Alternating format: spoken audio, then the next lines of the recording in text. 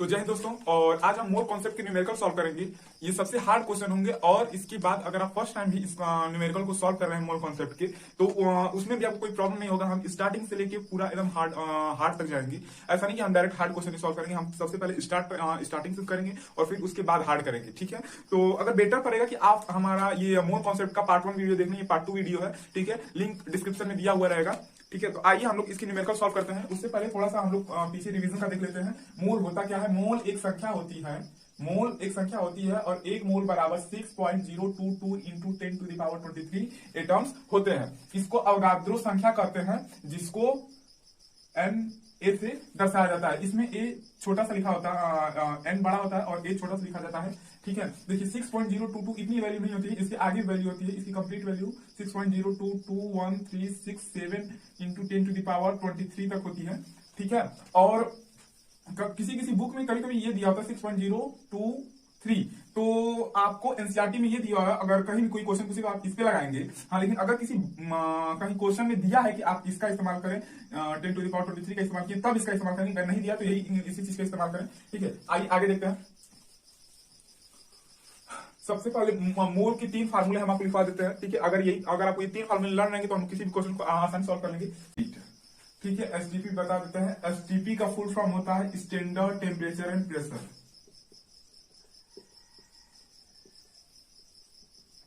Temperature and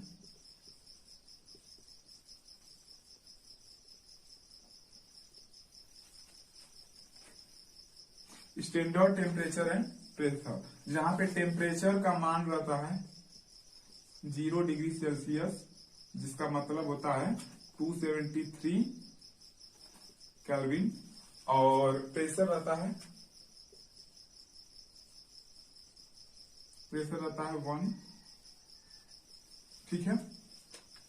ऐसे होता है, ठीक है, स्टैंडर्ड पे, ठीक है। तो अगर किसी गैस का आयतन दिया हुआ है तो हम उसका मोल ऐसे निकाल सकते हैं, ठीक है। ये फार्मूले आप लोग देख लीजिए। अगर आपको ये फार्मूले लर्न रहते हैं तो हम पक्का कहते हैं आप किसी भी क्वेश्चन को सॉल्व कर सकते हैं सिर्फ इन्हीं 3 फार्मूले पे, ठीक है। आते हैं मोल कॉन्सेप्ट के जितने क्वेश्चन बनते हैं हम इन्हीं 3 फार्मूले पे सॉल्व करेंगे, ठीक है। तो सबसे पहले हमको किसी भी तत्व, यौगिक या अणु का हमको सूत्रभार उसका निकालने आना चाहिए। तो सबसे पहले हम लोग सूत्रभार निकालना सीखेंगे कुछ बड़े बड़े यौगिकों का।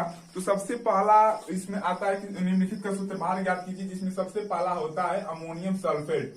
अमोनियम सल्फेट का फार्मूला होता है NH4 ट्वाइस SO4, ठीक है। तो इसका हमको भार निकालना है। तो नाइट्रोजन का हम लोग देख लेते हैं कि नाइट्रोजन का भार कितना होता है। नाइट्रोजन देखिए, अगर आपको किसी भी तत्व का भार नहीं याद है तो आप पहले वीडियो में जाके देख सकते हैं। वहां पे हमने सभी तत्वों के भार आसानी से एक ट्रिक के साथ लर्न करा दिए हैं। नाइट्रोजन का भार होता है 14 प्लस हाइड्रोजन का 1 गुणित 4, देखिए अब ट्वाइस है तो ऐसे ब्रैकेट बना के इंटू 2 कर देंगे, प्लस सल्फर का हम 32 होता है,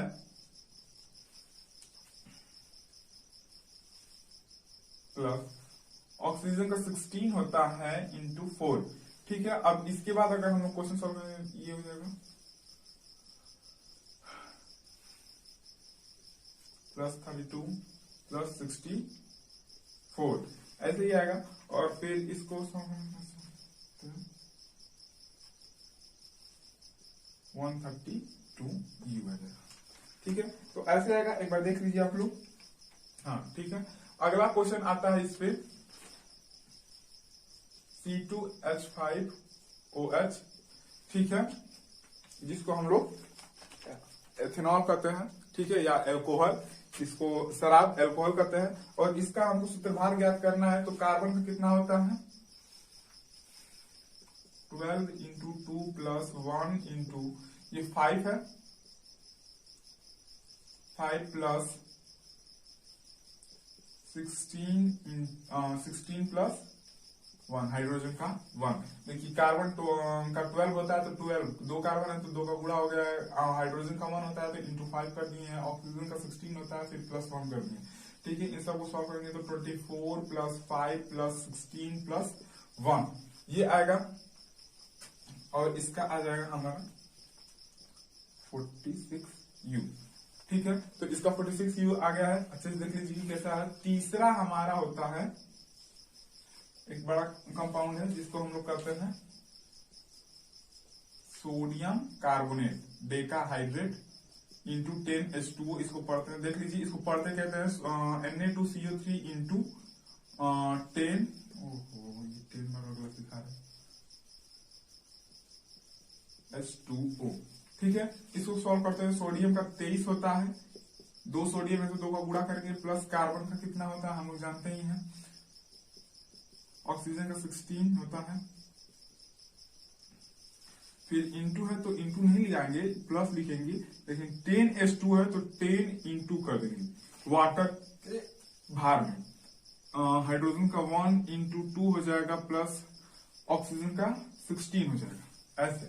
ठीक है, तो ये 46 हो जाएगा, प्लस 12 प्लस 48 और ये 8 ये 2 हो जाएगा, 18 हो जाएगा, 18 में 10 का मल्टीप्लाई करेंगे 180 आ जाएगा।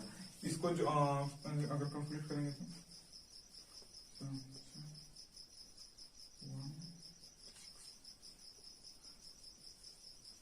286 आएगा U। ठीक है, तो इसको ऐड करने पे 286 आया। और चौथा क्वेश्चन देख लीजिए कि चौथा क्वेश्चन क्या है। S8 है, यह एक अणु है, ठीक है, सल्फर इसको कहते हैं, सल्फर का अणु है। तो अगर हमको इसका निकालना है तो सल्फर का 32 होता है, तो 32 इंटू 8 डायरेक्ट कर देंगे तो आ जाएगा 256 होता U। ठीक है, तो ऐसे ही पूरा सॉल्व किया जाता है। एक बार अच्छे से आप लोग देख लीजिए कि कैसे पूरा सॉल्व किया गया है, और इसके बाद हम इरेज करते हैं इसको। तो उम्मीद है आप लोग सूत्र बाहर निकालना सीख गए होंगे। इसी के साथ अब हम लोग मोल निकालना सीखेंगे कि किसी भी वस्तु का मोल कैसे निकाला जाता है, 2 चीजों पे। ठीक है, अगर किसी वस्तु का द्रव्यमान दिया हो तो मोल कैसे निकालेंगे, अगर किसी वस्तु का आयतन दिया हो एसटीपी पे तो कैसे निकालेंगे। ठीक है, सबसे पहला क्वेश्चन बनता है कि 12 ग्राम ऑक्सीजन अणु में कितने मोल होंगे। ठीक है, तो मोल बराबर होता है मोलर द्रव्यमान। सबसे पहले O2 का मोलर द्रव्यमान निकालेंगे। मोलर द्रव्यमान का वही मतलब होता है, उसका सूत्र बाहर निकालेंगे। ठीक है, तो 16 इंटू 2 इक्वल टू 32 U हो जाएगा। ठीक है, अब हमको इसका पता चल गया तो हम आराम से मोल बराबर लिख सकते हैं। वस्तु का द्रव्यमान कितना है 12 ग्राम, और अपान में इसका कितना दिया है 32, काटेंगे। ठीक है, 8 3/8 हो गया है। ठीक है, अब 3/8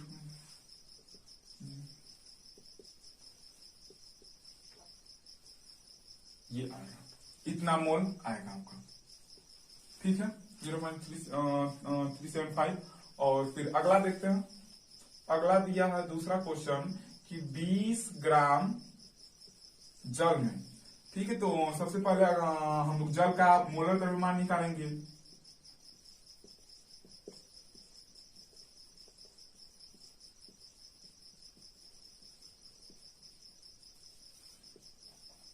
एक गुणते 2 प्लस 16 18 U आ जाएगा। ठीक है, तो मोल बराबर कितना होगा, मोल बराबर हो जाएगा 20/80। तो आप लोग डायरेक्ट इस कंपाउंड का निकालेंगे भार, और मोल बराबर लिखिए 20/18 भी कर देंगे तो कोई दिक्कत नहीं होगा। ठीक है, ये भी किसी से कट रहा है, बिल्कुल कट रहा है, 2 से पहले कटेगा 9 हो जाएगा, और ये 10 हो जाएगा। ठीक है, और इसको सॉल्व करेंगे तो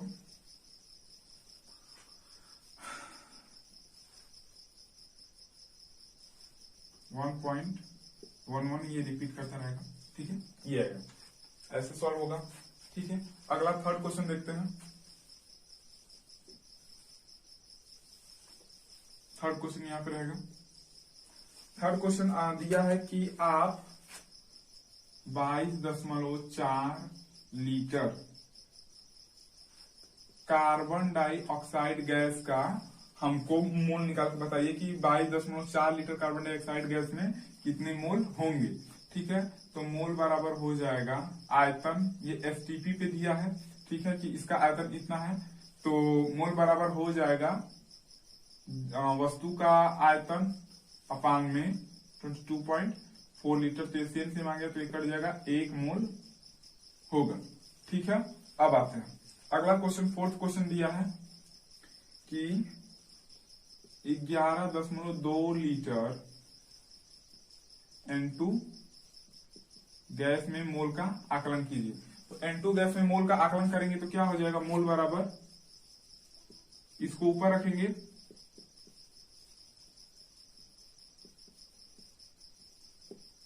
ये 2 बार में कट जाएगा।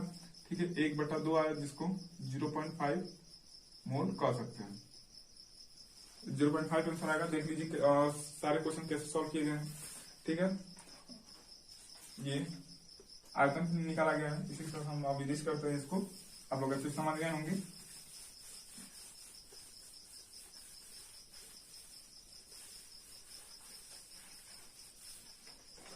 अब हम लोग थोड़ा ये मेन क्वेश्चन है, एक बार अच्छे से आप लोग के सामने मैं इस क्वेश्चन को पढ़ देता हूँ, सुन लीजिए, फिर इस क्वेश्चन को हम लोग सॉल्व करते हैं। एथेन C2H6 इसका फार्मूला होता है। एथेन के 3 मोल को निम्नलिखित एथेन के 3 मोल में निम्नलिखित का परिकलन कीजिए। सबसे पहले दिया है हाइड्रोजन परमाणु की संख्या, कार्बन परमाणुओं की संख्या, एथेन का द्रव्यमान। हमें 3 चीज का आकलन इसके अंदर करना है। अब इस क्वेश्चन को सॉल्व करने से पहले मैं आपको समझाना चाहूंगा, उसको समझ लीजिए। अगर हम ये लिख रहे हैं C2H6, इसका मतलब होता है कि यह 1 मोल, क्योंकि इसके आगे कोई संख्या नहीं है तो 1 होगा। ठीक है, तो इसका मतलब कि यह 1 मोल एथेन है, 1 मोल एथेन है। ठीक है, अब इस 1 मोल एथेन में कार्बन के 1 मोल एथेन में 2 मोल कार्बन है, 2 मोल कार्बन, क्योंकि यहाँ C2 दिखा है ना, तो यहाँ पे 2 मोल कार्बन है, और 6 मोल, बीच में प्लस कर देंगे। ठीक है, 6 मोल हाइड्रोजन है।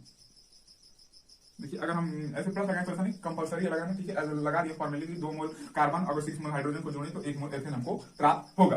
ठीक है, तो ये क्वेश्चन है। ठीक है, आप लोग देख लीजिए, 1 मोल का अगर है तो इसमें उसका जो दिखाया गया वैसे है। ठीक है, आइए अब हम इस क्वेश्चन निकालते हैं कि अगर 3 मोल एथेन लिया गया है, अगर 3 मोल एथेन लिया गया है तो उसमें कार्बन परमाणु की संख्या ज्ञात करनी है। सबसे पहला क्वेश्चन है, अगर कार्बन हाइड्रोजन परमाणु की संख्या ज्ञात करनी है। अगर 3 मोल है, ठीक है, 1 मोल एथेन बराबर, 1 मोल में कार्बन की हाइड्रोजन के कितने मोल होते हैं, 1 मोल एथेन बराबर 6 मोल हाइड्रोजन। 1 मोल एथेन में 6 मोल हाइड्रोजन होता है। अब इस 6 मोल हाइड्रोजन में अगर ये 3 मोल अगर हम इसको कर दें, 3 मोल एथेन बराबर, तो हाइड्रोजन कितना हो जाएगा, 3 × 6 बराबर 18 मोल हाइड्रोजन। भाई हमको निकालना तो है हाइड्रोजन के परमाणु की संख्या 3 मोल एथेन में, तो हम लोग ये क्यों निकाल रहे हैं, क्योंकि मोल से ही हम निकाल पाएंगे। ठीक है, क्योंकि मोल बराबर होता है परमाणु की संख्या अपान में 6.022 × 10⁻23। ठीक है, अब इसी पे अगर हम लोग मान सबका रख देंगे तो हमको निकल जाएगा 18 मोल है। इसको n से दर्शाते हैं। ठीक है, और इसको Na से दर्शाते हैं। तो n हमको इसको ज्ञात करना है, इसको ज्ञात करना है तो इसके साथ क्या करना पड़ेगा, इसको इधर लाना पड़ेगा। ठीक है, सबसे पहले सबका मान रख लेते हैं n अपान में 6.022 × 10⁻23। हमको n ज्ञात करना है तो इसको इधर लाना पड़ेगा। जब इसका 95 करेंगे तो यहाँ डिवाइड में इधर आएगा तो मल्टीप्लाई में हो जाएगा। तो 18 × 6.022 × 10⁻23 बराबर n। ठीक है, तो इसको मल्टीप्लाई करके हम लोग देख लेंगे, जितना आएगा उतना ही होगा इसका 3 मोल एथेन में हाइड्रोजन की संख्या। ठीक है, तो एक बार इस क्वेश्चन को अच्छे से देख लीजिए। अब अगला जो क्वेश्चन लगाएंगे हम शॉर्ट में लगा देंगे, इतना सब लिखेंगे नहीं। ठीक है, ये कंप्लीट हो गया आपका। अगला क्वेश्चन लगाते हैं। अगला क्वेश्चन है कि कार्बन परमाणु की संख्या ज्ञात कीजिए। 3 मोल एथेन में कार्बन परमाणु की संख्या ज्ञात कीजिए। 1 मोल एथेन बराबर 2 मोल कार्बन है, तो 3 मोल एथेन बराबर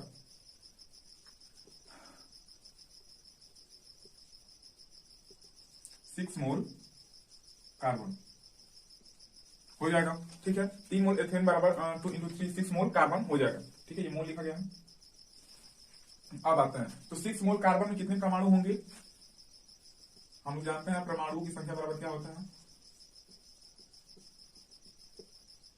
परमाणु की संख्या बराबर मोल गुणते 6.022 इंटू 10⁻23। ठीक है, तो मोल कितना है 6 इंटू 6.022 इंटू 10⁻23 कर देंगे, जितना आएगा इसका मल्टीप्लाई करने के बाद अब लोग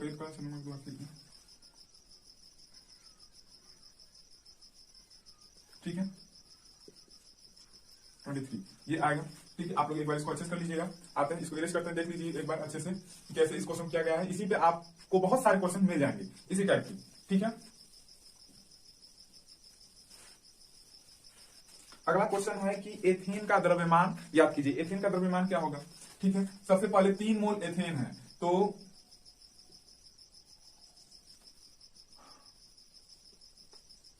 एथेन का मोलर द्रव्यमान अब निकाल लेते हैं। इसका आखिर मोलर द्रव्यमान कितना होता है, तब हम इसका द्रव्यमान निकालेंगे।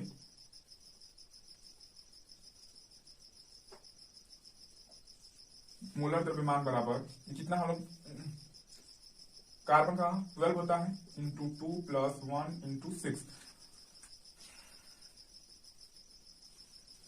24 प्लस 6 इक्वल टू 30 यू आ जाएगा इसका 30 यू। ठीक है, अब 30 यू आ गया तो हम आराम से इसका द्रव्यमान निकाल सकते हैं, क्योंकि मोल बराबर होता है द्रव्यमान अपान में मोलर द्रव्यमान। ठीक है, द्रव्यमान अपान में मोलर द्रव्यमान, तो इसको कैसे सॉल्व करेंगे। ठीक है, हम लोग लिखेंगे इसका मोल कितना है 3 मोल। ठीक है, द्रव्यमान हमको निकालना है, द्रव्यमान को द्रव्यमान ही रहने देते हैं। मोलर द्रव्यमान इसका आया है। ठीक है, तो द्रव्यमान बराबर हो जाएगा 3 इंटू 30 यू। ठीक है, नहीं ठीक है, ये देख लीजिए अच्छे से बात 90 ग्राम आया। अब अगला क्वेश्चन थोड़ा इंपॉर्टेंट है, उसको देख लेते हैं। और लास्ट में एक आपको छोटा सा और बोनस कह लीजिए कि फार्मूला दिया जाएगा। ये फार्मूला मोल निकालने का तो नहीं है, लेकिन ये फार्मूला अगर किसी वस्तु का द्रव्यमान और आयतन दिया हो तो उसका अणु भार निकालने के लिए इस्तेमाल किया जाता है। ये बहुत फेमस है। ठीक है, और इससे भी बहुत सारे क्वेश्चन कभी कभी पूछे जाते हैं कि अगर एक वस्तु का द्रव्यमान इतना है, आयतन इतना है, तो उसका अणु भार कितना हो। ठीक है, तो इसका एक बहुत ही लॉन्ग में भी क्वेश्चन लगा सकते हैं, लेकिन अगर वो फार्मूला ना रहा तो शॉर्ट में भी लगा सकते हैं। और वो फार्मूला बिल्कुल किसी भी क्वेश्चन, किसी भी एग्जाम में, चाहे आपका क्लास एग्जाम हो, क्लासरूम एग्जाम हो, उसके लिए भी एप्लीकेबल है। ठीक है, तो इसको इरेज करते हैं, इसको इरेज करते हैं,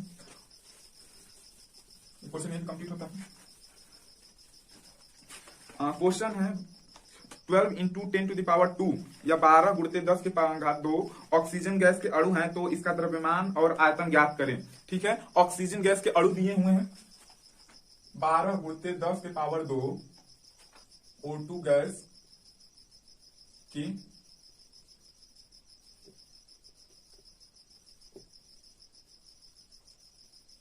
अणु है, तो द्रव्यमान और आयतन ज्ञात करें।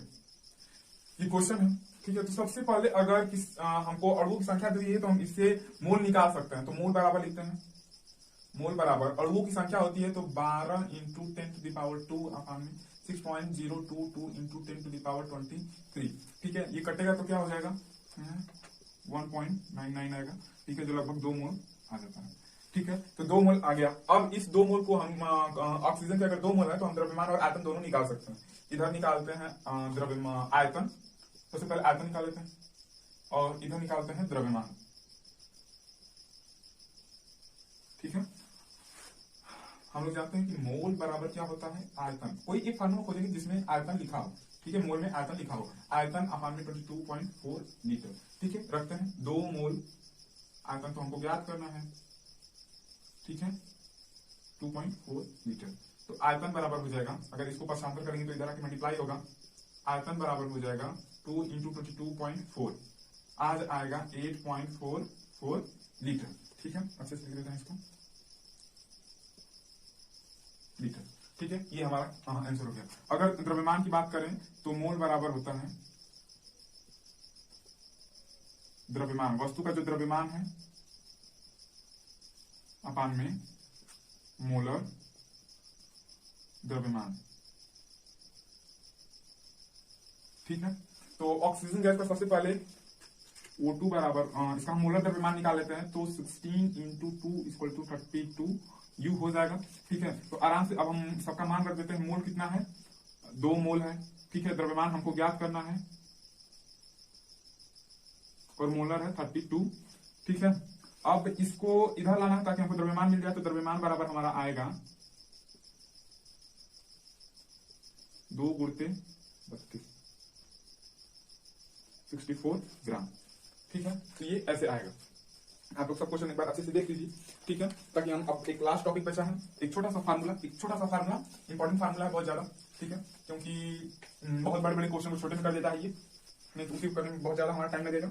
ठीक है, अणु भार का है, अगर किसी वस्तु का आयतन और द्रव्यमान दिया हो तो अणु भार बराबर होता है द्रव्यमान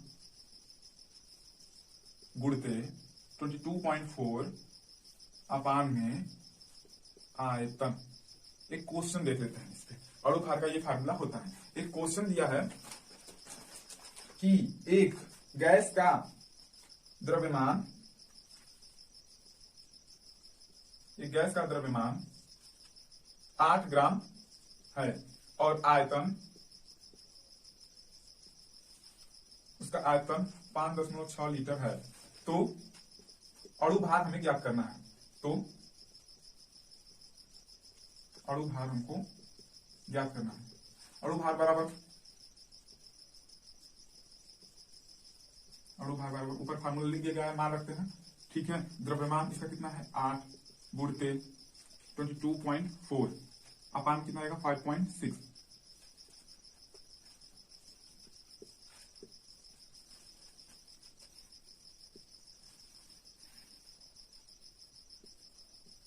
बत्तीस ग्राम आपका आ जाएगा उसका अणु भार। ठीक है, या 32 यू कर सकते हैं आएगा।